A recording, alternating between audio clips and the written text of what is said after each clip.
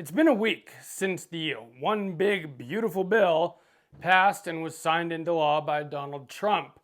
And I did make a video last week saying that, that this was a win, a $0 tax stamp being better, obviously, than paying $200 for a tax stamp.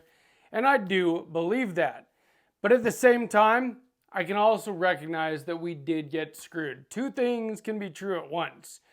And you know what? They were planning to screw us all along. I'm calling this the big beautiful bait and switch because that's what it was from the beginning. I'm pretty much sure of that.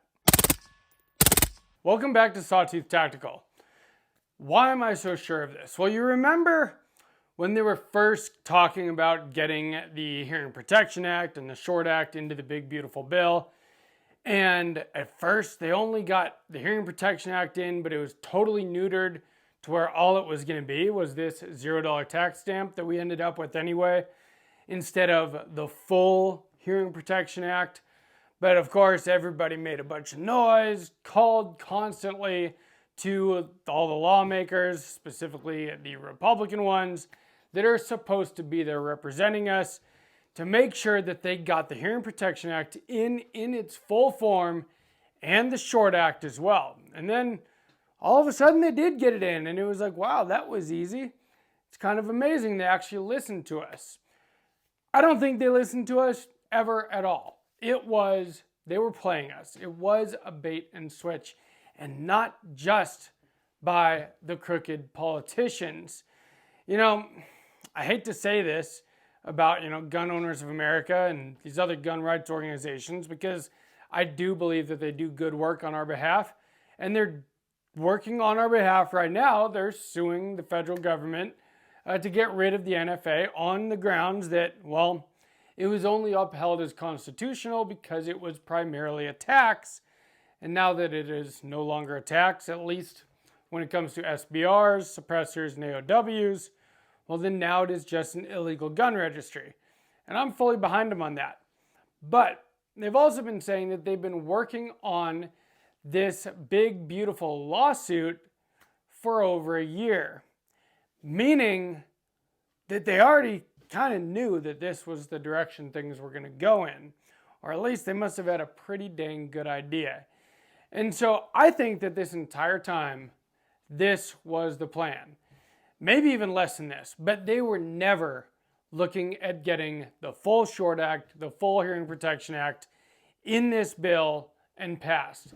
They were using it as a bargaining chip to get us, the Second Amendment, gun-owning, Republicans, most people that, support the Second Amendment, vote Republican. Not that I really think that the Republicans are doing a great job by any means, but it's like a lesser of two evils kind of thing. The Democrats actively want to take away our Second Amendment rights. The Republicans at least just don't care enough about them. At least most of them. Some of them seem like they do. But how much of that is just grandstanding? And how much of that is that they really do care about our rights? It's kind of hard to tell. And honestly, the term black-pilled, the more this kind of stuff happens, the more I feel that way. And it's unfortunate. I'm a very optimistic person, and I'd like to believe that our system of government works, but it obviously does not. This big, beautiful bill was not a great bill. The great parts of it, the Hearing Protection Act and the Short Act, to take, suppressors, short-barreled rifles, short-barreled shotguns, AOWs, and the like off the NFA, that was the beautiful part of the bill. But that was never meant to be in it anyway. This video is sponsored by Venice AI. Do you ever wonder what ChatGPT does with your conversations? We all know that our phones, Alexa, everything like that, listens to our conversations and then advertises to us based on what we say. Well, what else are these things doing with our personal information? They're selling it to third parties, including governments. In fact, the director of the NSA, the former director, is now sitting on the board of ChatGPT, which is why I'm using Venice AI. Venice AI is an AI software. It uses open source software that you don't have to download, It goes straight to your web browser, but the biggest thing is that it's private and permissionless. And so you don't have to worry about them selling your information to anybody else, which is kind of why it's a big deal to me. I like privacy, even though I show everything that I do on a YouTube channel. My daughter, she's 13. She uses AI for all kinds of things these days. She's been writing stories with it. She's been making music with it. It is incredible what you can do with AI. It's a very powerful tool, but keep your privacy while you use it with Venice AI. I like the Pro plan personally. It just gives you a lot more that you can do, and you can get a 20% off on your Pro plan if you sign up using my link. That is venice.ai/sawtooth-tactical. Use that code to get 20% off. The code is sawtooth-tactical. I want to know what you guys think. Do you think I am correct here? Because the more that I look into this, the more that I see, and of course, I'm just a guy. I'm a guy on the internet that likes guns, but so I don't see the back inner workings and the deals that are made and what goes on in Congress and all that. I have access to the exact same information that most of you do. And, it seems to me that they were never going to put the Short Act and the Hearing Protection Act in there. That they always knew that it was going to get pulled. But they were ready to drop us the breadcrumbs of a $0 tax stamp instead of $200. And like I said, I do appreciate that. It is better than nothing. I mean, to me, that's hard to deny. And I know that a lot of you commented on my last week's video about this, that no, this is a total loss. I don't think it is. I think, in 91 years, we've had to pay $200 for a tax stamp. Luckily, inflation, if there's one good thing about inflation, it's that as, the value of money has gone down, the price of everything has gone up, wages have gone up. Well, the price of the tax stamp has stayed at $200. Well, now it's $0. I think that's great. Now, yes, this does open up, the possibility of a Democrat-controlled government raising the tax stamp back to who knows how much, $5,000, $10,000, $20,000. But also, what has stopped them from doing that during the last 91 years? And in order for that to happen, well, they're going to have control of the House, the Senate, and the presidency, just like Republicans do right now, in order to be able to put that kind of stuff into a reconciliation bill and pass it with a simple majority rather than, going through the filibuster and the 60% vote and all that. The whole reason that we were able to get this in here is only because Republicans controlled both houses of Congress and the White House. So the only way that Democrats can do that is if that happens. But the pendulum does swing, and it generally swings back the other direction, in the next election cycle. So we'll see what happens.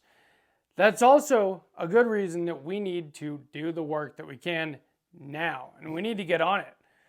People think that 4 years is a long time. It is not in the grand scheme of things. And we really only have about 3 years left at this point.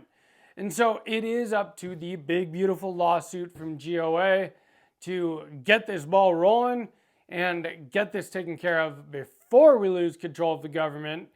And so that way, they can't do that to us and raise the tax stamp to some, ridiculous amount that nobody can really afford, which is kind of the whole point of the NFA in the first place, is to keep these things out of the hands of the poors.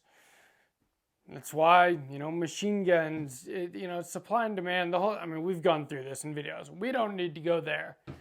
But I do believe that this was a bait and switch, and I hate to say it, but not just from our politicians, but it looks like from our gun rights organizations as well. They need support in order to do these kinds of lawsuits. And so they're going to need money and donations, and, this keeps them funded. Whereas if we just get our rights back, well, then we don't have as much of a use for them. And the reason why I say that is when they said, we've been working on this lawsuit for a year, it's like, so you had an idea a year ago, because they work very closely with the Republicans that are in Congress. they had a pretty good idea a year ago that things were going to turn out the way that they did, where we were going to get this $0 tax stamp, but not get everything deregulated, and then they would use that in order to sue to get these things off the NFA. And I get it, and I like their long game, but it does just kind of seem like we got lied to by everyone. I don't think they ever really planned to pass the actual Hearing Protection Act and the actual Short Act. And I know this is a little out of character for me to be negative about this kind of stuff. I usually try to be pretty positive. But, the more I look into it, the more that seems to be the case. But let me know what you guys think. Do you think that this was the plan all along? Was just to kind of bait and switch us to make everybody think we were going to get these things off the NFA and then just get us to a $0 tax stamp? And then, to give them credit, to sue them and hopefully eventually actually get these things off the NFA? Or do you think this is just how it ended up playing out? I find that a little bit hard to believe at this point. But I do want to know what you guys think. If you enjoyed this video, please give me a like. Make sure you're subscribed. And from Sawtooth Tactical, stay strapped or get clapped.